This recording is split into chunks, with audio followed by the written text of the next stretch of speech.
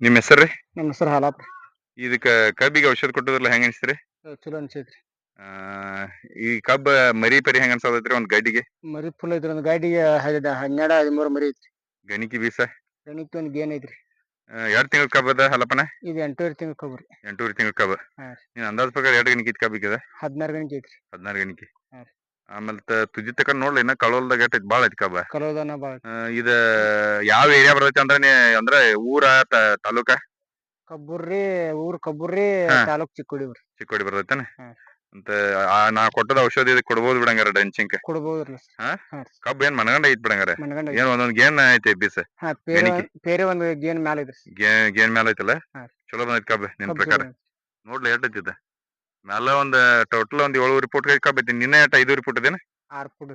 6 foot. ಹಾ 6 7 foot ಕಬ್ಬ ಐತಿ ಹತ್ರ ಐತಿ. ಹಾ.